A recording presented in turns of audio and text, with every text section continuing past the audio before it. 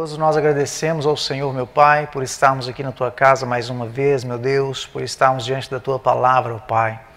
Deus, em nome de Jesus Cristo, nós nos submetemos a Ti, meu Pai, e pedimos, ó Deus, que a Tua graça, a Tua misericórdia se derrame sobre as nossas vidas, ó Deus. Pai amado, repreende, ó Deus, todo mal. Repreende, Pai, todo tipo de perseguição, todo tipo de impedimento, Deus querido. Abençoe, meu Deus amado, o estudo da Tua palavra, Deus, e abençoe aquelas pessoas que vão ouvir, ó Deus, e aquelas pessoas que estão ouvindo agora. Pai, em nome de Jesus Cristo, que essa palavra possa alcançar, ó Deus amado, o objetivo para que ela foi lançada, Deus, e que nós possamos crescer, ó Pai, na graça e no conhecimento do Senhor, em nome de Jesus Cristo. Amém. Amém. Nós estamos aqui então hoje no nosso sétima lição. E essa lição de hoje, essa sessão de hoje, ela é bem diferente das que tivemos até aqui. Nós vamos falar hoje dos livros poéticos, que é Jó, Salmos, Provérbios, Eclesiastes e Cantares. O livro de Jó, ele lida com os mistérios do sofrimento, pelo menos é assim que comumente nós o vemos, né? ou ele é visto.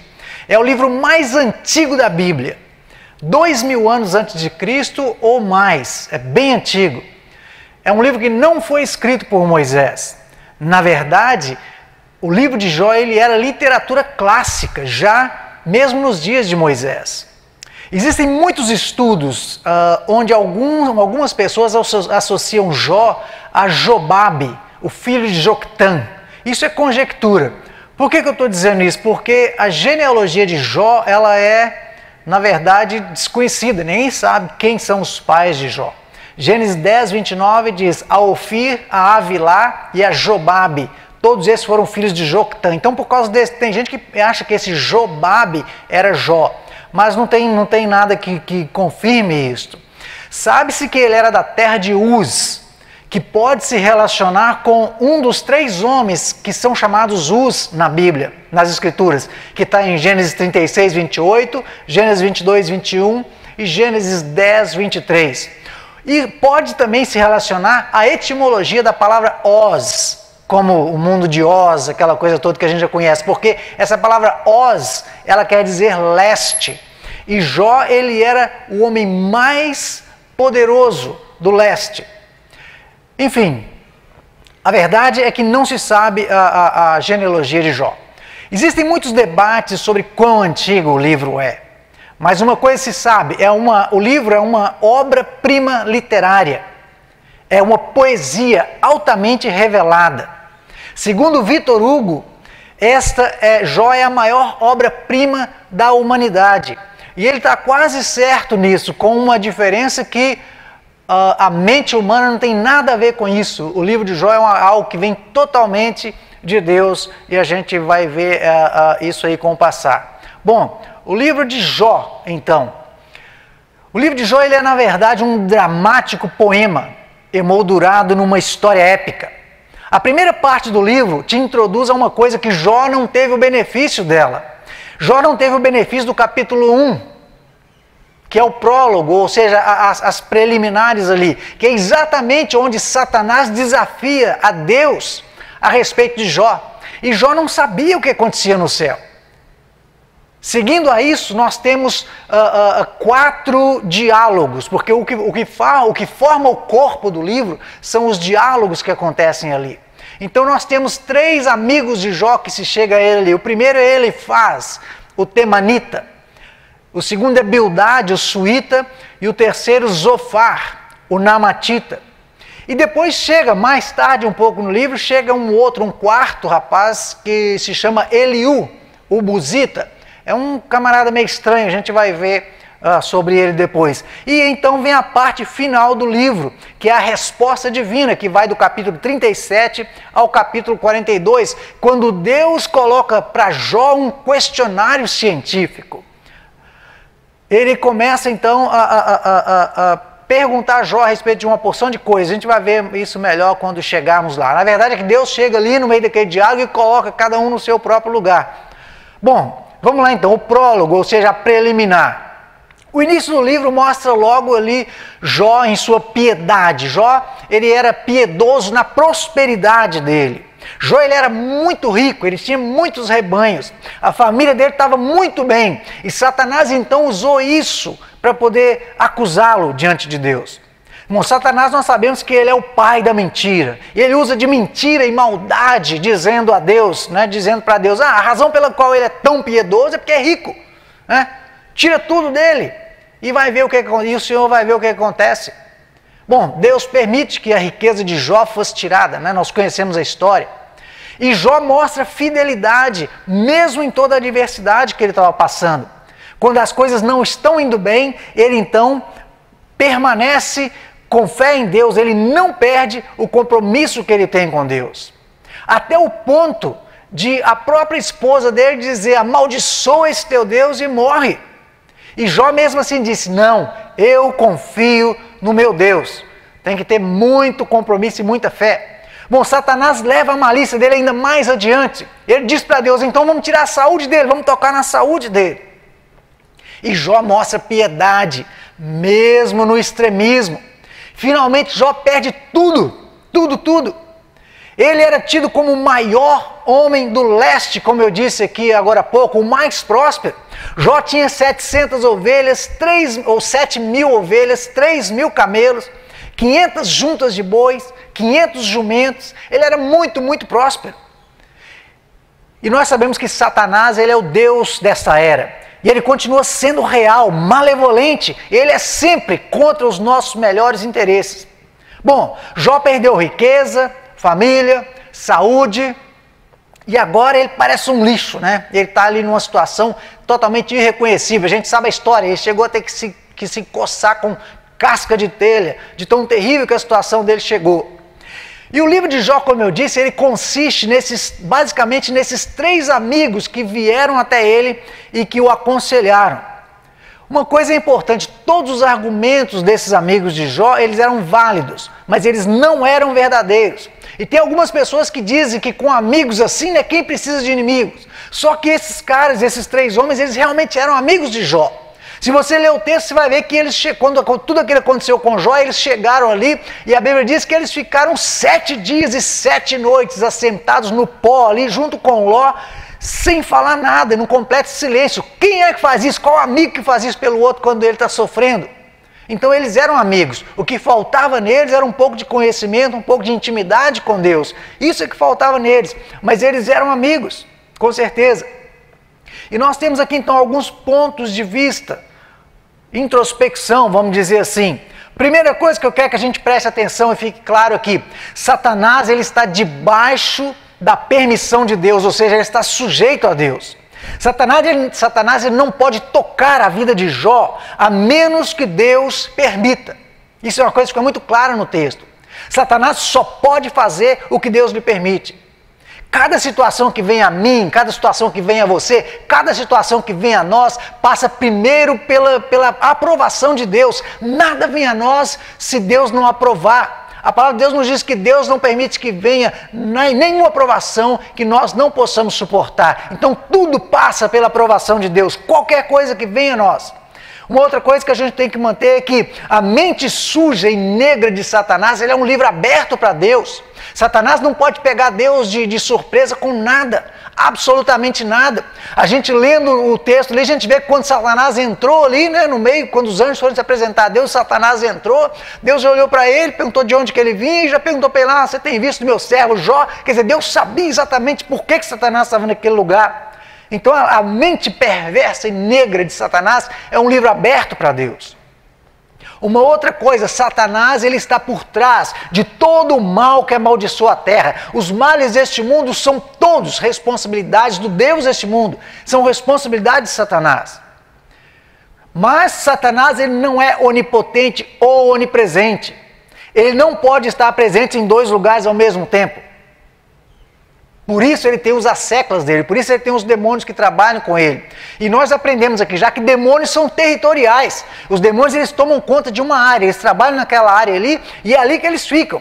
Satanás está de passear a terra e os demônios dá para ele os relatórios e ele age ali onde for de mais interesse dele.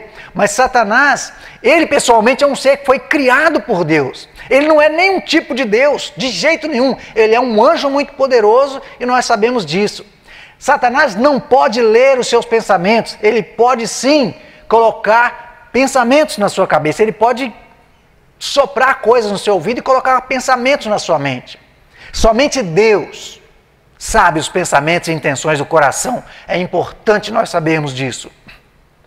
Uma outra coisa que nós já dissemos, Satanás não pode fazer nada sem a permissão de Deus. Então não tem razão de ter medo de Satanás ou temer Satanás.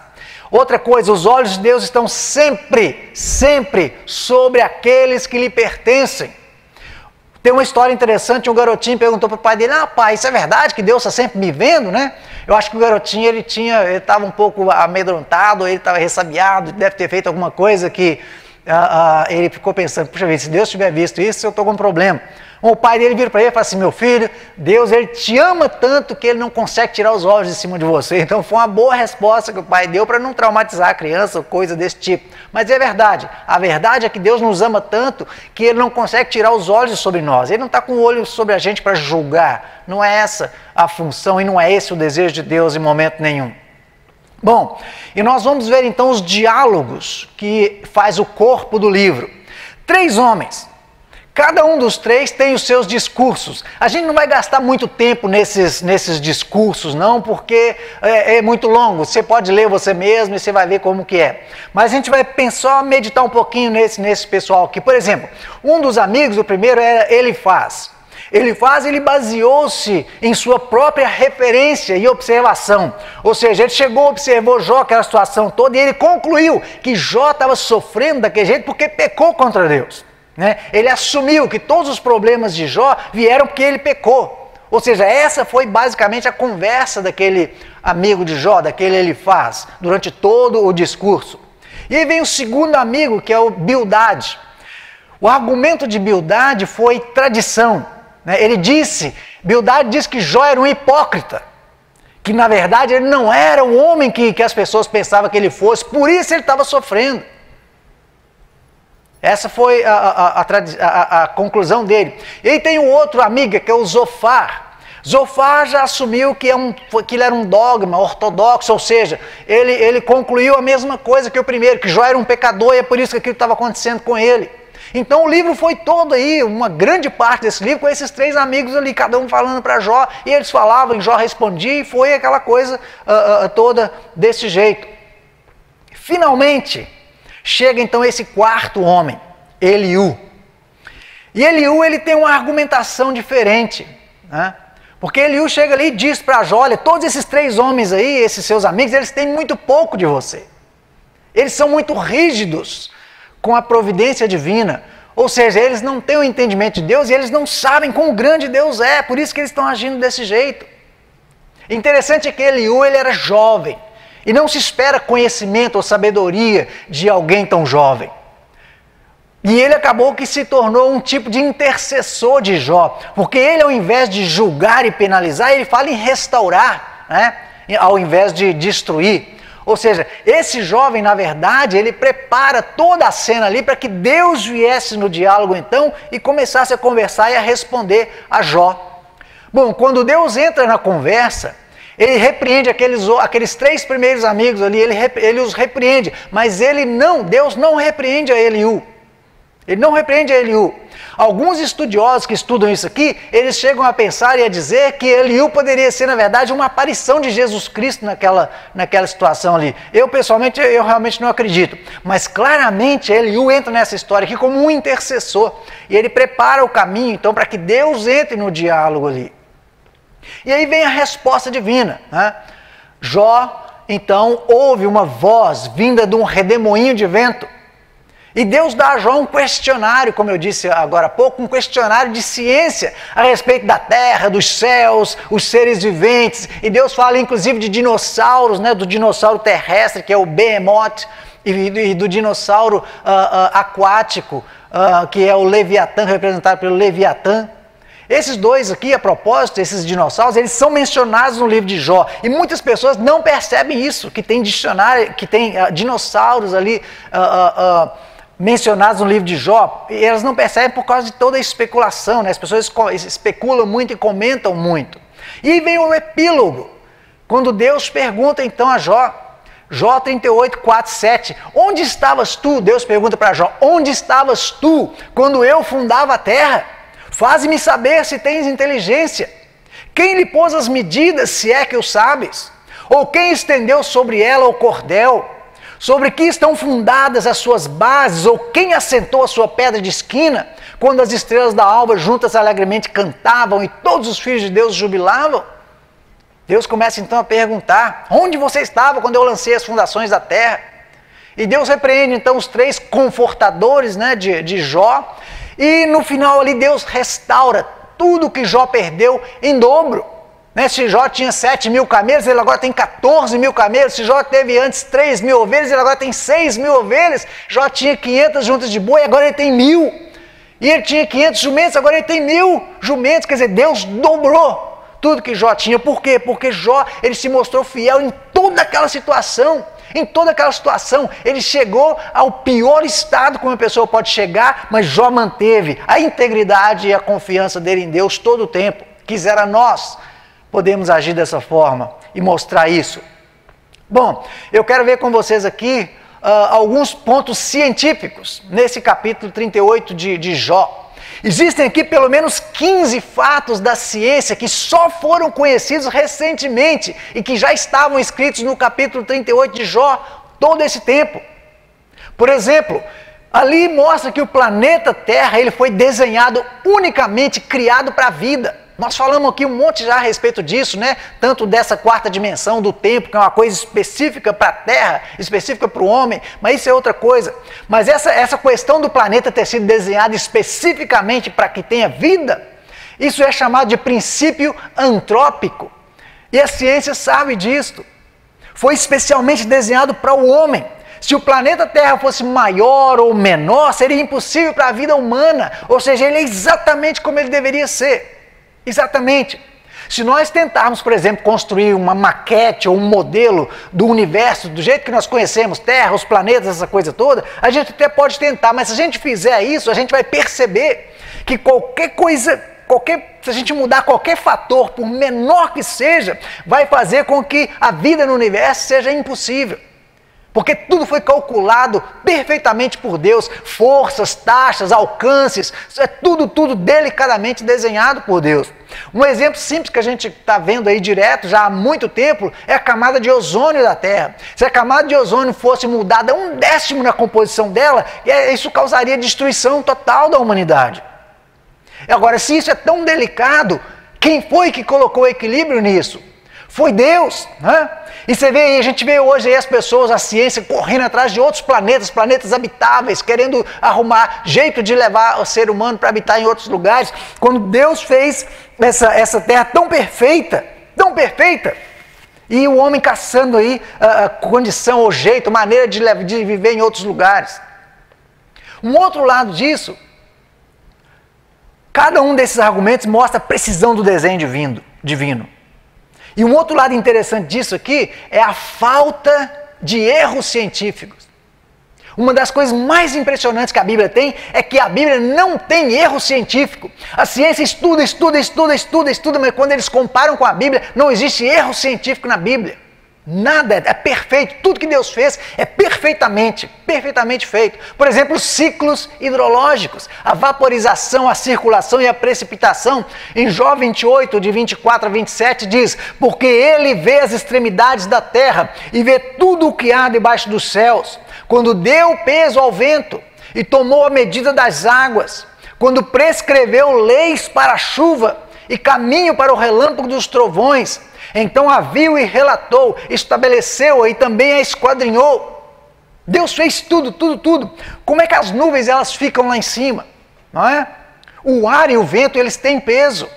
Nesse versículo aqui nós vimos que Deus deu peso ao vento, nesse versículo 28 de Jó. A água, ela pesa mais do que o ar. Como é que a água é suportada lá em cima? Não é? Como é que aquelas nuvens ficam carregadas de água ali e ela não cai toda de uma vez, ela cai como chuva, cai como gotas. Como é que isso é tudo suportado lá em cima? É só Deus poderia ter feito uma coisa dessa. E a gente encontra as respostas aqui em Jó 28, nesse versículo que nós acabamos de ler, nesse capítulo, e em outros lugares da Bíblia também. E nós vemos o tempo e o espaço, a massa do universo. Agora nós conhecemos que o espaço ele tem propriedades. Nós falamos disso numa aula anterior em Gênesis, não é? O espaço ele tem propriedades. O espaço vazio, que a gente pensa que é vazio, não é vazio. O espaço ele é cheio de energia, ele é cheio de energia. Completamente cheio, ele tem propriedades.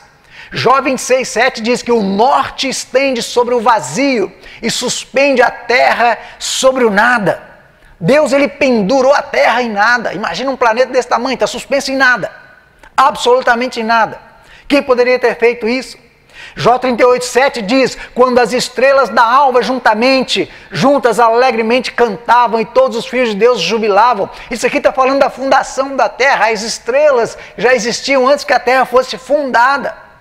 E toda vez que a Bíblia fala de filhos de Deus, a Bíblia está falando de anjos. Filhos de Deus jubilavam, os anjos ali se jubilando, quando Deus estava construindo tudo aquilo. Os dinossauros, as pessoas são fascinadas com dinossauros, né? Como eu disse, no capítulo 40 de Jó, ele fala lá dos dinossauros terrestres, que é representado pelo Behemoth. E não é um hipopótamo ou coisa assim, porque quando as pessoas leem esse texto, elas já começam, quando lê o texto, a gente começa já a associar com coisa que a gente conhece. A gente conhece hipopótamo, de rinoceronte, essa coisa toda, mas não é. Se você lê o texto com bastante cuidado, você vai perceber que são criaturas gigantes. São muito bem descritos, eles são muito bem descritos ali naquele texto. Então não tente associar isso com coisas que você conhece, porque não é. Preste atenção no texto, são criaturas enormes, inclusive que sopram fogo. A ciência ela encontrou esqueletos de dinossauro, cuja cabeça dos esqueletos tem câmaras dos dois lados. E a ciência não sabe para que são aquelas câmaras, para que aquelas câmaras serviam, né? Especialmente no leste da Ásia. Os dinossauros que cospem fogo são os dragões da China, né? De acordo com a história antiga. Eles existiram, são reais. E tem os dinossauros aquáticos ainda, como eu disse, que são representados por Leviatã.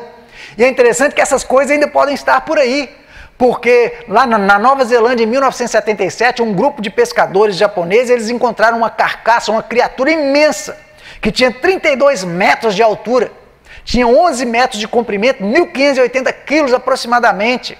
Eles não tiveram condições de guardar a carcaça, de manter aquilo, porque era muito grande, eles não tinham condição de guardar aquilo. Então eles documentaram tudo com foto e jogaram de volta no mar.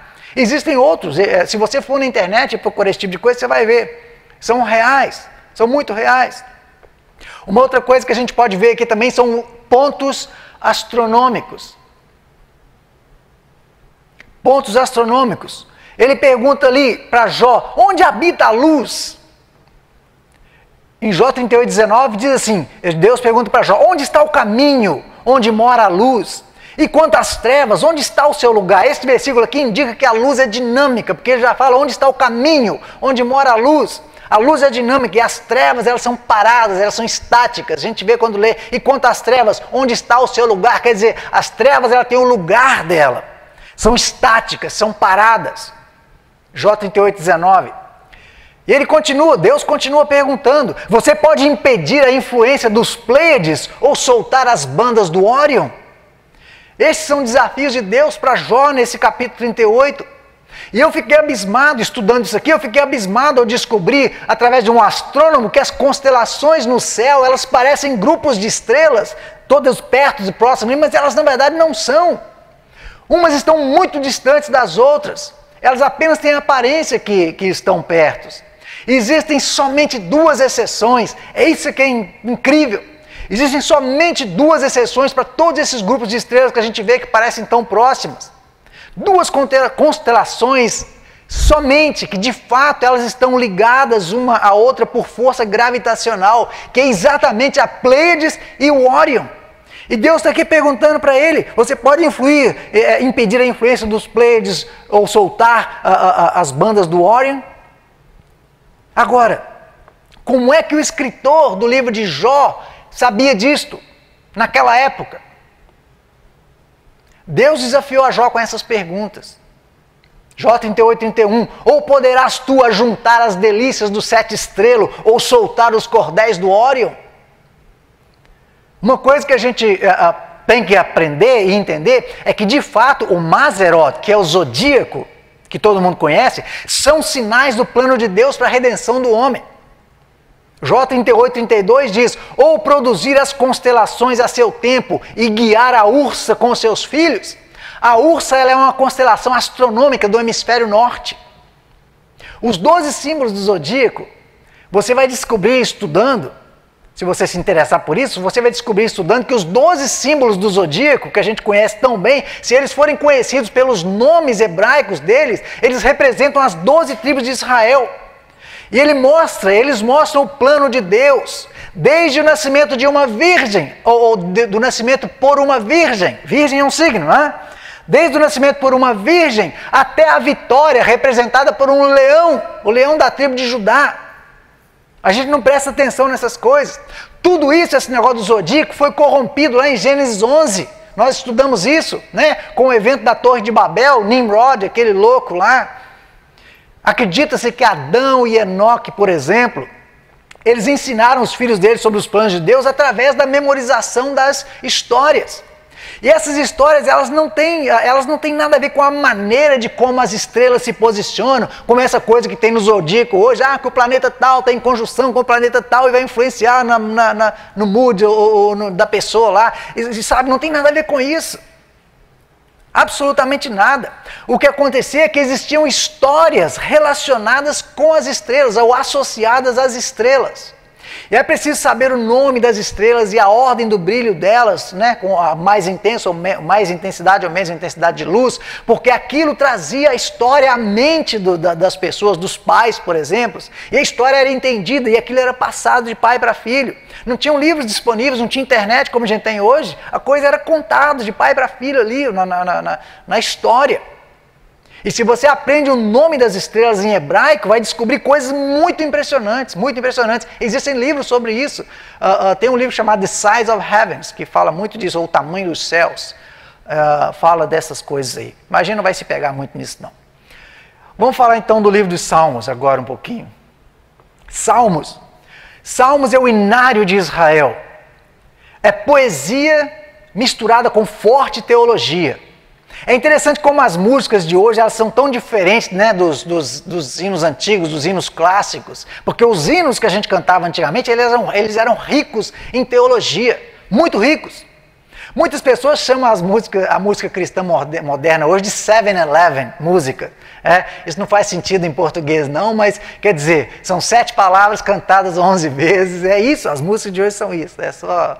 É uma bobeirinha, mas faz sentido, faz sentido. Os salmos, eles são muito ricos em teologia, muito ricos. A palavra em hebraico para salmos é Tehillim, que quer dizer praises ou louvores. 55 desses salmos são adereçados ao chefe da música, ou seja, eles foram feitos para serem cantados. No grego, a palavra para salmo é psalmoi. Né, ou seja, poema a ser cantado com instrumento de cordas, ou saltar para instrumento de harpa, por exemplo, instrumento de corda, no caso a harpa.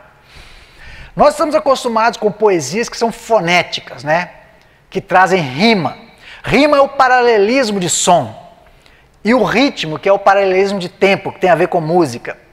E esse seria o conceito do desenho da poesia, ou seja, o paralelismo de ideias, que pode ser, por exemplo, comparativo para iluminar, construtivo para comparar ou completivo para validar. Isso aqui pode ser um assunto meio chato, só para quem estuda mesmo poesia, mas vamos passar por ele, né, porque faz parte.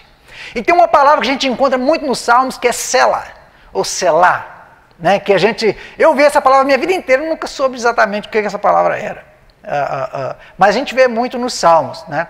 Essa palavra, ela é uma palavra, na verdade, ela é uma pausa. Selah quer dizer, é uma pausa para conectar ideias que podem não ser tão óbvias ali naquele salmo. Selah ou Selah é comumente tida como referência musical, mas Célula, na verdade, é usada para conectar assuntos e não música.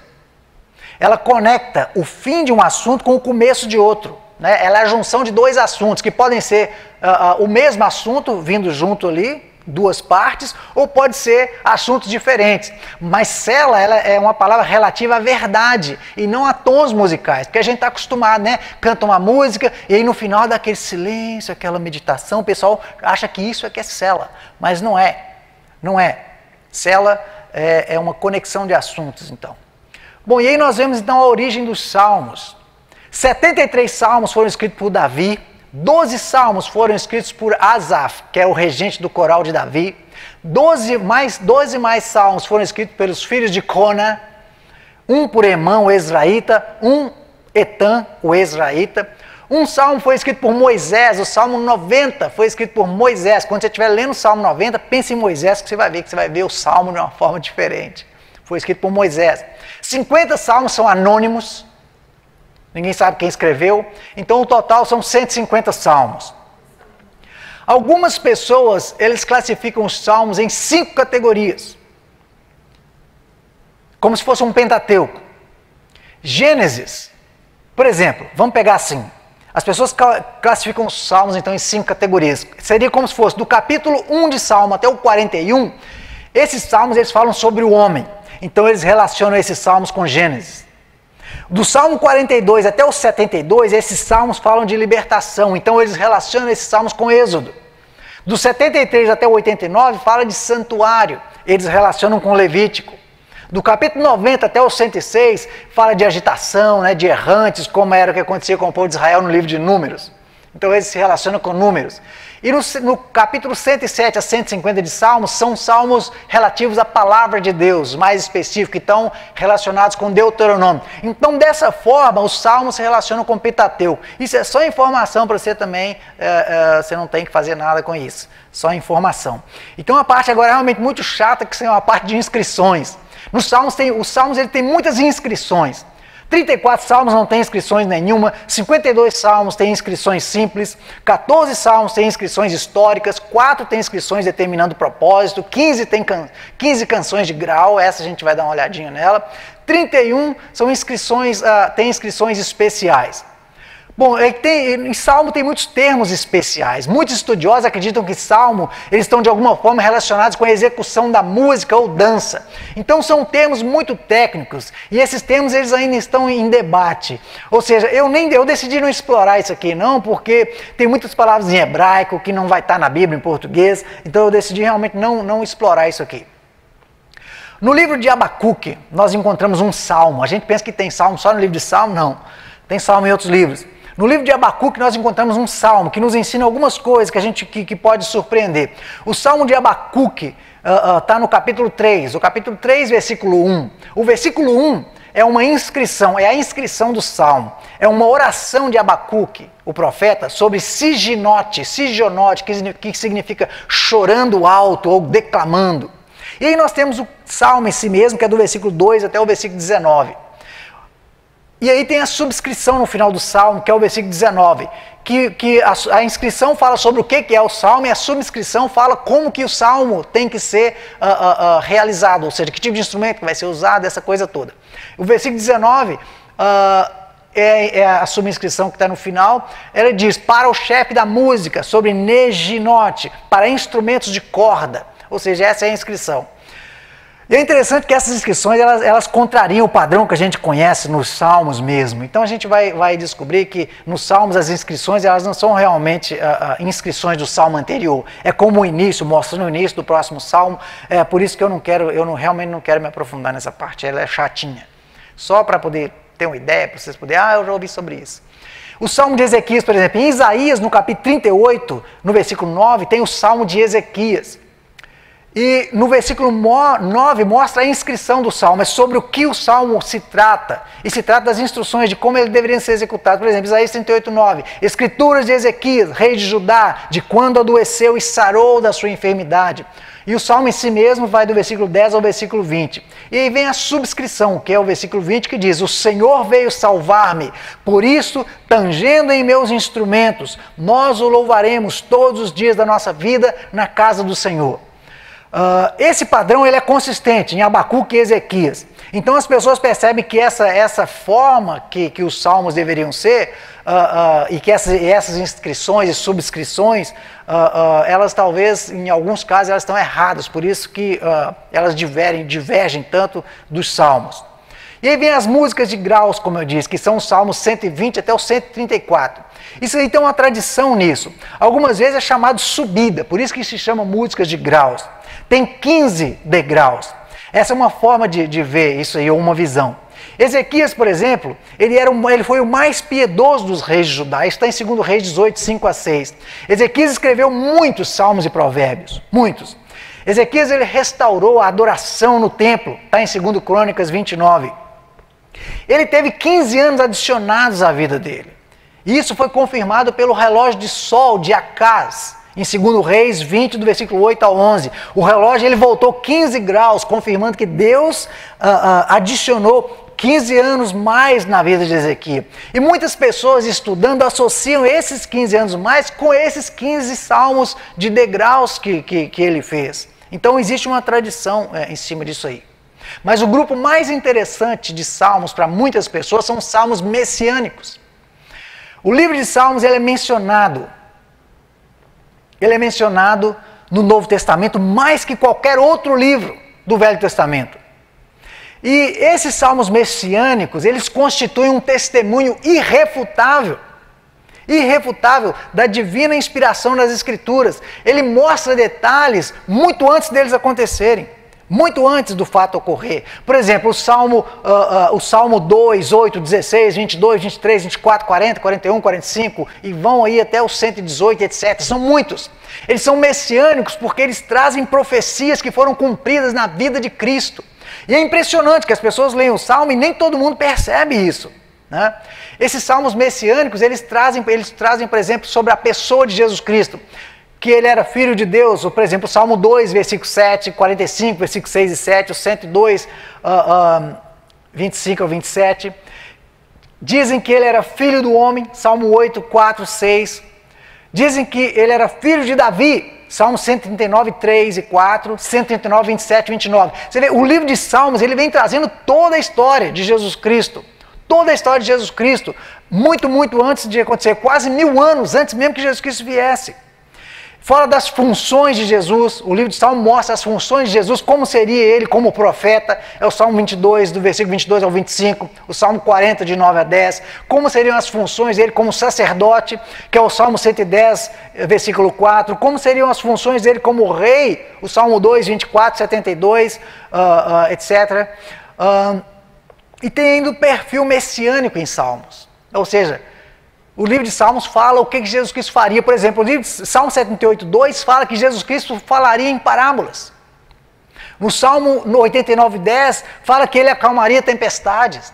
No Salmo fala que ele seria, por exemplo, desprezado, Salmo 2, versículo 6, que ele seria rejeitado, Salmo 118, 22, que ele seria zombado, no Salmo 22, 7, que ele seria chicoteado, Salmo 129, 3. Eu estou falando só um salmo, mas são vários. Que ele seria ridicularizado, Salmo 69, 8, que ele seria ferido na cruz, Salmo 22, 1 e 2, que ele estaria com sede, que ele ficaria com sede, Salmo 22, 16, e que eles usariam vinagre com fel para beber, Salmo 69, 20. No Salmo 22, 18 fala que eles sorteariam as vestes dele. No Salmo 34, 21 fala que nenhum osso seria quebrado, isso para se cumprir as especificações do Cordeiro da Páscoa. Então esses são só alguns exemplos. Tudo que passou na vida de Cristo, tudo que passou na vida de Cristo está mostrado no livro dos Salmos, quase 1000 anos antes que acontecesse. Você pode criar uma apresentação completa da vida de Jesus Cristo no livro dos Salmos, sem precisar se mexer ou olhar nada no Novo Testamento. Completa no livro de Salmos. Por isso, salmos messiânicos. E por isso o Salmo é tão citado no Novo Testamento. Fala do reino vindouro. O Salmo 46, 47 e 48 fala do reino vindouro, do reino de Cristo. Fala da vinda do reino através da tribulação. Fala do alcance do reino, o Salmo 47, que é de toda a terra. O Salmo 48 fala que onde será o centro do reino, que é em Sião. E aí tem o Salmo do pastor, né? que é um paralelo, eu gosto muito de paralelo. O Salmo do pastor, o Salmo 22 fala do sofrimento do Salvador, em paralelo aí com o bom pastor, em João 10. O Salmo 23 fala do pastor vivente, em paralelo com o grande pastor, em Hebreus 13. O soberano exaltado, né, que fala lá em Salmo 24, em paralelo com o pastor-chefe, em 1 Pedro 5,4. O Salmo 22, 1 e o 2, 7 e 8. Deus meu, por que me desamparaste? Olha só isso, presta atenção nisso. Salmo 22, 1 diz, Deus meu, por que me desamparaste? Jesus disse isso na cruz. E Davi escreveu isso 1000 anos antes, no livro de Salmos. Agora, uma coisa interessante aqui, Davi, ele nunca esteve em nenhum perigo de crucificação. Nunca. Ele nunca teve em perigo de ser crucificado. Como é que ele foi inspirado a escrever isso? Para quê? Com que propósito? A crucificação, a propósito, foi inventada 700 anos depois disso, pelos persas, como um modo de tortura. E depois foi adotada pelos romanos aí, né? E o método de execução do povo de Israel era apedrejamento, não tinha nada a ver com crucificação. Como é que Davi sabia de tudo isso? Aí você vê no texto, Salmo 22, 1, Deus meu, por que me desamparaste? Por que alongas ao meu auxílio e das palavras do meu bramido? São palavras de Jesus Cristo que ele disse na cruz. Está lá em Salmo 22, 1. No Salmo 22, 7 a 8 diz, todos os que me veem zombam de mim, estendem os lábios e meneiam a cabeça, dizendo, confiou no Senhor, que o livre o pôs. As pessoas olhavam para Jesus pregado na cruz do Calvário e falavam com ele, se você é filho de Deus, desce daí então. Isso estava escrito em Salmos, 1000 anos antes. E as pessoas não percebem isso. Salmo 22, no versículo 14 e 15 diz, como água me derramei e todos os meus ossos se desconjuntaram, o meu coração é como cera, derreteu-se no meio das minhas entranhas, a minha força se secou como caco e a língua se me pega ao paladar e me puseste no pó da morte. Isso que mostra a agonia de Jesus Cristo na cruz, no Salmo 22. Ainda no Salmo 22, versículo 16 a 18, pois me rodearam cães, o ajuntamento de malfeitores me cercou, transpassaram-me as mãos e os pés. Poderia contar todos os meus ossos, eles vêm e me contemplam, repartem entre si as minhas vestes e lançam sorte sobre a minha roupa. Isso estava lá em Salmos, isso foi escrito em Salmos, 1000 anos antes de Jesus vir. E as pessoas não acreditam que a Bíblia é inspirada por Deus e é a palavra de Deus. A Bíblia é o único livro que fala das coisas antes que elas aconteçam, muito antes que elas aconteçam, sem erros. O Salmo 23, o Senhor é o meu pastor, está falando de Jeová Raá, nada me faltará, Jeová Jiré, faz-me deitar em pastos verdejantes, nada me faltará, Jeová Jiré ainda, leva-me às águas tranquilas, ou seja, não me faltará paz, Jeová Shalom.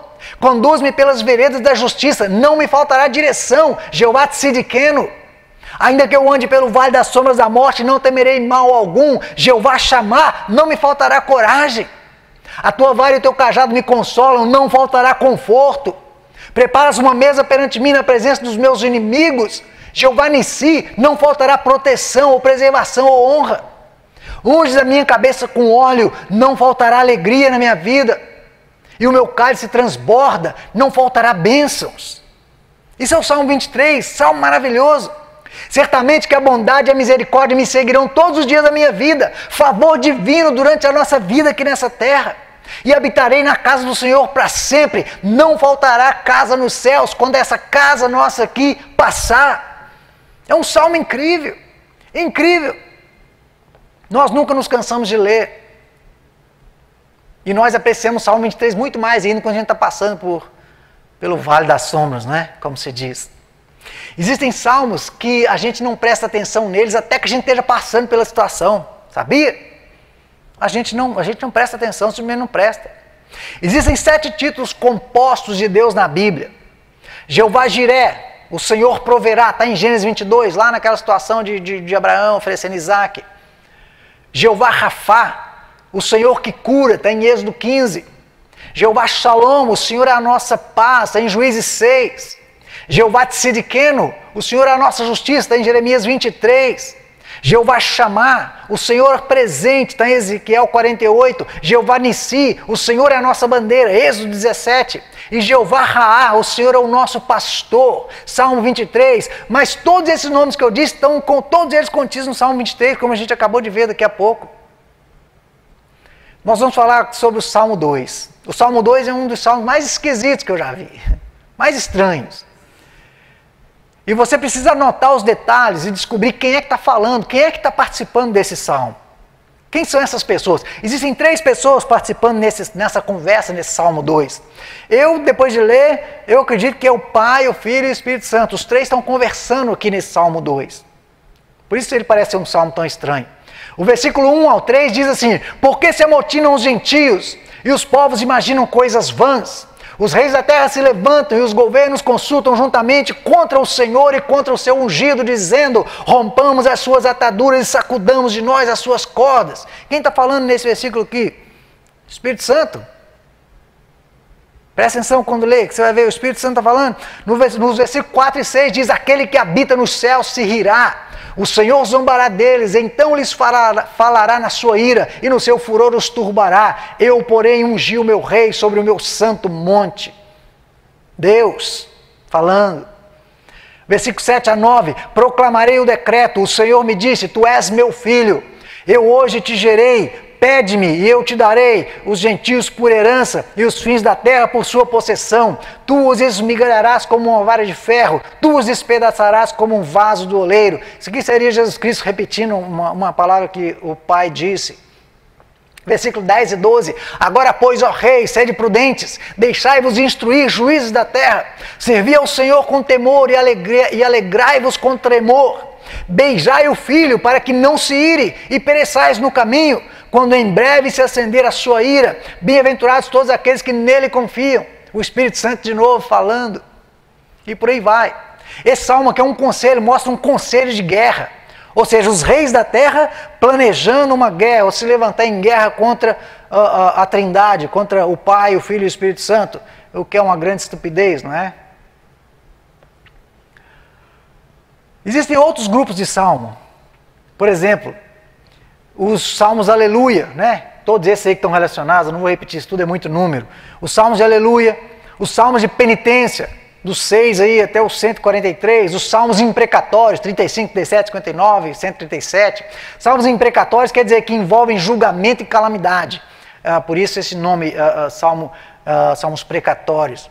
E os salmos acrósticos de 9, 25, 34, 37, 112, blá blá blá. Salmos acrósticos são poemas, né, cujas primeiras letras, é aquilo que a gente falou, são poemas onde se você pega a primeira letra, ou a primeira palavra, ou as primeiras sílabas de cada linha, se você pega e coloca tudo separado ali, você vai ter uma frase, uma mensagem diferente. Isso são salmos acrósticos. O Salmo 119 tem 22 seções, uma para cada letra do alfabeto hebraico. Cada seção tem 16 linhas em 8 pares dísticos. Cada dístico ou etiqueta, começando com a mesma letra do alfabeto hebraico. Há uma composição incrível, quer dizer, só quem estuda Salmo, entende bem disso aí, consegue entender perfeitamente essas coisas, conseguem ver isso no texto. Vamos falar então um pouquinho do livro de Provérbios. É muito livro, né? A gente tem que falar um pouquinho de cada um, senão não dá. Livro de Provérbios. O livro de Provérbios é o livro da prudência através de preceitos. O livro de Provérbios é um livro muito bom de ler, muito gostoso de ler.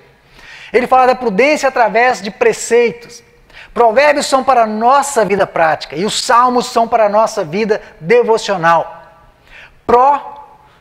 Que é por, e verba, que são palavras.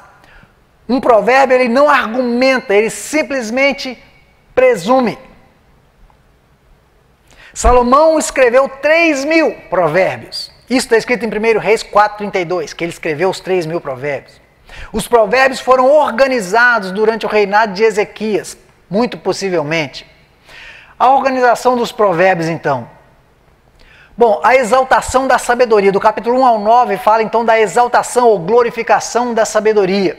São 15 sonetos ao invés de provérbios, 2 monólogos. E depois vem as máximas, do capítulo 10 ao 24 são as máximas, introduzindo prudência. Ou seja, 375 aforismos endísticos. Aforismos são ideias que mostram coisas como, se isso não está quebrado, não conserte. Entende? Isso é aforismo. 375 mostra coisas dessa forma. 16 epigramas. Epigramas são ideias expressas de forma engraçada. Mais máximas em prudência. 7 epigramas, né, que expressam de forma inteligente e divertida. 55 dísticas. 13 ditos de Agur. Oráculos da mãe de Lemuel e acrósticos na mulher virtuosa. Isso aí é a organização do livro de Provérbios. Foi assim que ele foi organizado. Bom, o método estrutural de Provérbios. Tem o provérbio contrastivo, ou seja, que é contra. O provérbio contrastivo é uma apresentação compacta de um contraste impressionante, de uma coisa assim bem gritante. Provérbios completivos é quando a segunda linha ela concorda com a primeira, ela carrega o assunto para a primeira. Complicado de entender, mas a gente não consegue entender tudo mesmo. Eu estou vendo essa carinha da outra, não estou entendendo. Tudo bem. Provérbios comparativos, figuras de comparação, são figuras de comparação.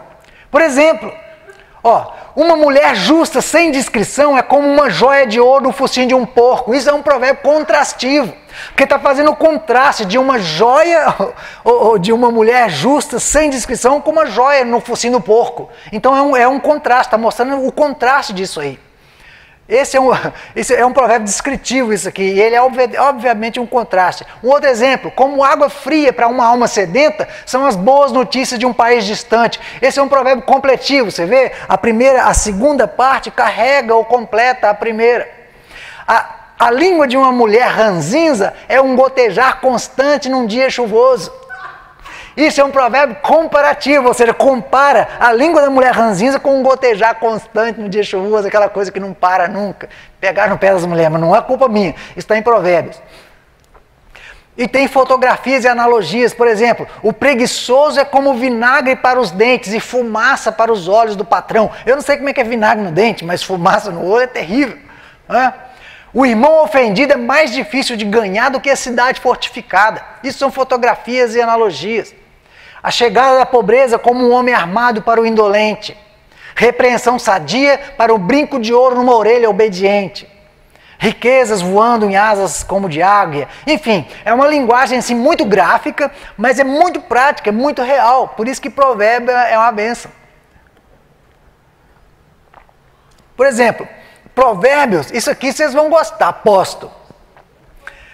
Provérbios, o capítulo 31 de Provérbios, do versículo 10 ao 31, fala da senhora acima dos rubis.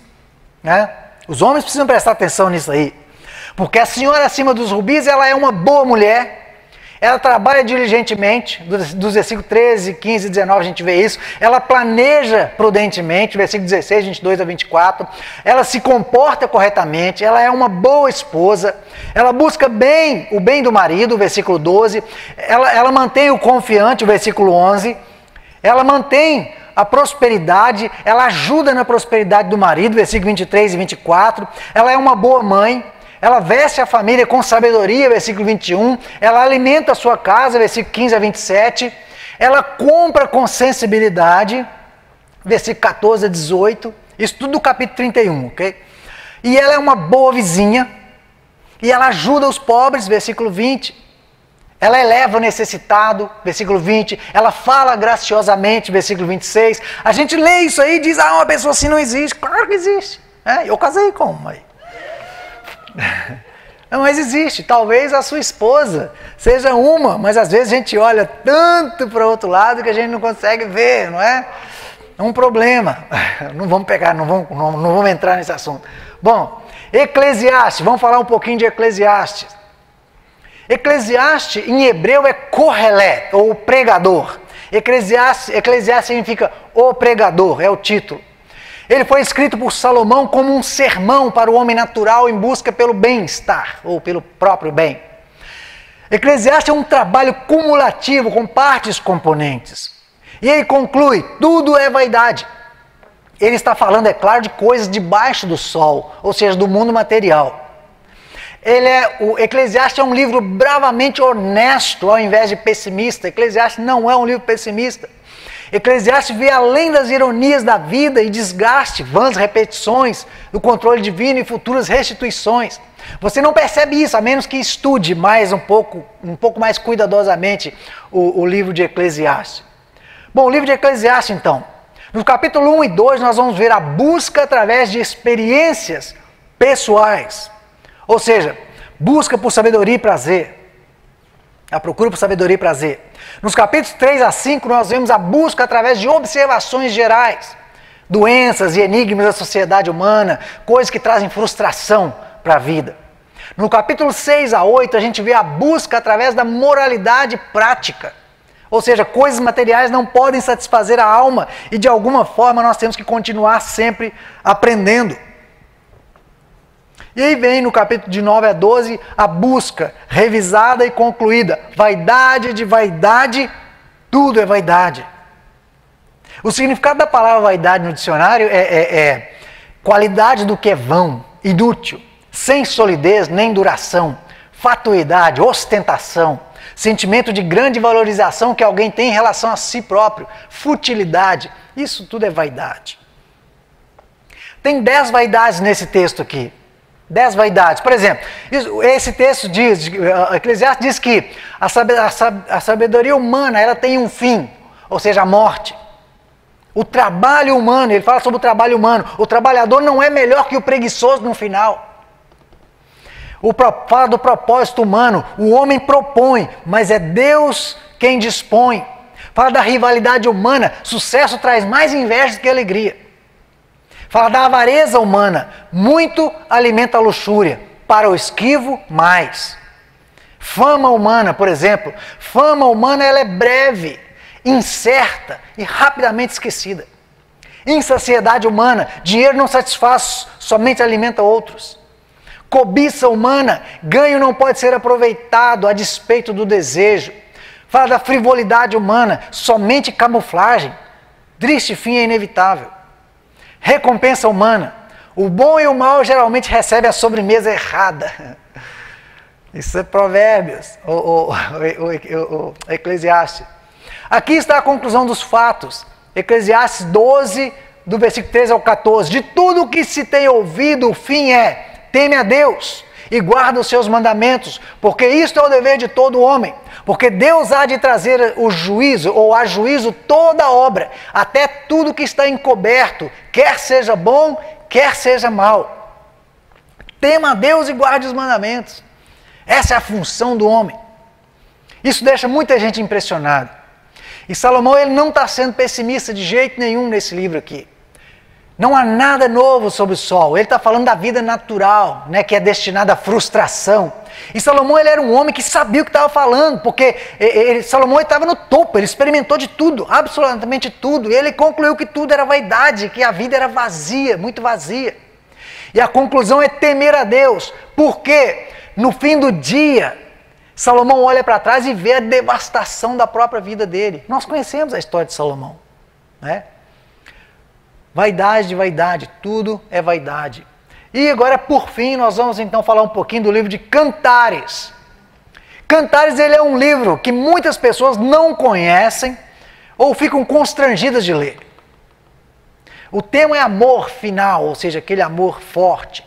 Nenhum livro nas Escrituras levantou mais motivos para comentar e opiniões do que o livro de Cantares. Alguns dizem que ele é alegórico, é só história, né? Outros dizem que ele é literal. Dizem que é uma coleção de música para casamento, coisa assim, por isso ele é literal. O livro, com uma coisa é certa, o livro ele é inspirado, tanto que ele está no cânon, né? Existem vários pontos de vista. Por exemplo, a tradição judaica, o Mishnah, o Talmud e o Targum, esses são livros da enciclopédia judaica. Eles veem esse livro como uma alegoria do amor de Deus por Israel. E é verdade, está certo. Outros rabinos acreditam que o livro de Cantares ele é um manual para a vida sexual no casamento. E também tem a sua razão nisso aí. Os líderes da igreja, por exemplo, Hipólito, Hipólito, Origem, Jerônimo, Atanásio, Augustino, Bernard de Clairvaux, todos eles escrevem o livro como uma alegoria do amor de Cristo por sua noiva, a igreja. E isso está muito correto. A chave desse livro de Cantares está no Salmo 45, que é uma canção de amores, um hino para um casamento real, o noivo celestial. No Salmo 45, depois você dá uma olhada. Bom, esse livro é uma suíte de 7 idílios, ou seja, uma pequena figura. Ele vem do século III, na Sicília, e na verdade o livro de Cantares ele é uma ópera. É uma ópera. Né? Vamos ver então a história por trás da ópera. Essa é a história por trás da ópera, do livro de Cantares. Salomão é o herói da peça. A Sulamita, ela é a Cinderela da peça. Então seria senhor e senhora Salomão, né? É o que a Sulamita, no caso, sugere. Isso passou-se numa montanha do distrito de Efraim. O rei Salomão ele tinha uma vinha que ele deixou para a família cuidar. O homem da família morreu e ficou a mãe com 2 filhos e 2 filhas. A filha mais velha, que é a Sulamita, é a Cinderela da peça. Né? Essa filha mais velha, ela era alvo de muitos testes pelos irmãos que não davam valor nenhum para ela. E ela estava sempre reclamando. Porque os irmãos negavam a ela os privilégios que uma moça da idade dela poderia aproveitar na cultura judaica, numa casa judaica, por exemplo. E ela reclamava, ela estava sempre reclamando, ela dizia, os filhos da minha mãe estão com raiva de mim. Isso faz soar como que ela fosse só meia-irmã dos rapazes, como se eles fossem filhos de outro pai. É uma hipótese. E ela ainda dizia, essa é a minha própria vinha e eu não cuido. Ou seja, ela não tinha tempo para cuidar dos próprios interesses, tão ocupada que ela estava com os encargos que os irmãos colocavam sobre ela. Ela não tinha oportunidade nem de cuidar de si própria. Ela era queimada de sol e tudo, mas ela era uma beleza assim natural. Bom, o que acontece então? Um estrangeiro, né, muito bonitão, aparece ali por aquela área. E eles acabam ficando muito amigos. E ele vai embora, tem que ir embora, e ele promete voltar. A família começou a duvidar porque o rapaz estava demorando demais para voltar. E o moço ele era um pastor de ovelhas, né? E ele quando ele olhou para a Sulamita, para a moça, ele não viu defeito nenhum nela. Ele achou ela assim a coisa mais maravilhosa que ele pudesse ver. E a amizade entre os dois se transformou em afeição e finalmente em amor. E ele prometeu então retornar e se casar com ela, fazer dela a esposa dele. Essa é a história. E os irmãos diziam que ela estava sendo enganada por esse homem, por esse estrangeiro, porque ele já foi há muito tempo e não voltava, né? Que ela estava sendo enrolada e blá blá blá. E ela sonhava, né, com ele à noite, ela confiava nele, a despeito de toda a demora, de todo o tempo que passava, ela confiava nele. Aí um dia, um grande carro, né, uma carruagem aparece na porta lá, chega.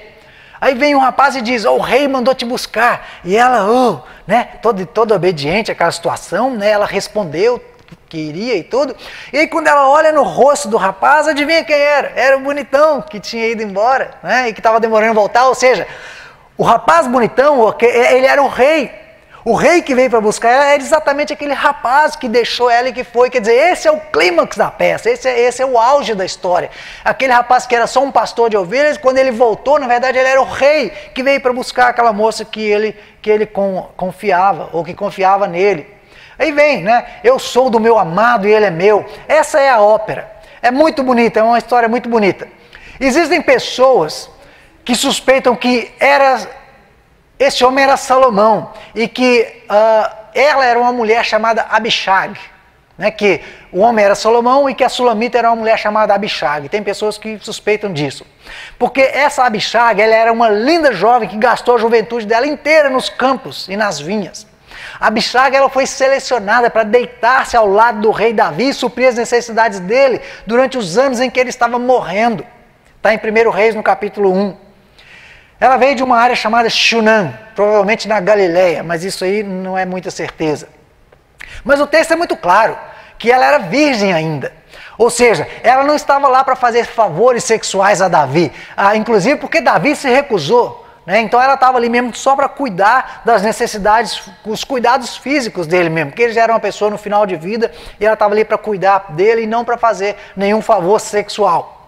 Mas o negócio é que Salomão ele se tornou profundamente atraído por essa Abishag. E Adonias, o irmão dele, tentou pegar ela como esposa. E aí, como Salomão ficou enciumado, ele mandou executar o irmão, mandou matar, cortar a cabeça do Adonias. Isso está em 1 Reis 2. Aqui não, violão, né? Eu vi primeiro. Salomão já pulou logo na frente. Ou seja, todos eles faziam parte da mesma casa, da mesma história naquele tempo. O irmão de Salomão, Adonias, ele foi atrás da moça, mas ele tinha que ter aprovação da mãe antes, porque um rapaz não podia casar com moço nenhum se a mãe não aprovasse. Então ele precisava da aprovação da mãe.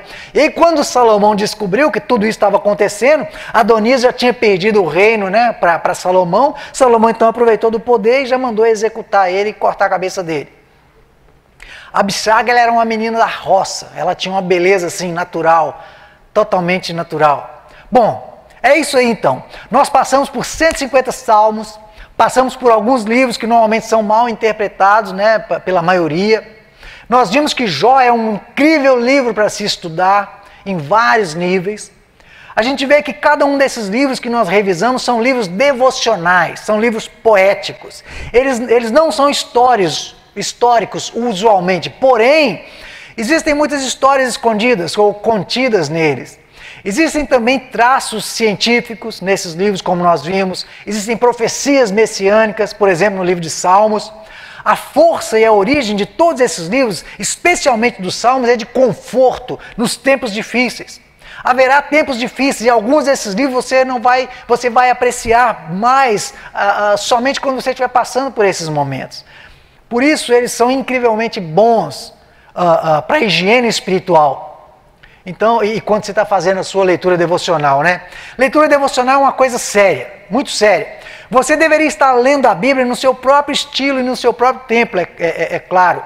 Mas tente incluir em cada manhã ou a cada noite um salmo, né? Como o início ou o fim do seu período de estudo.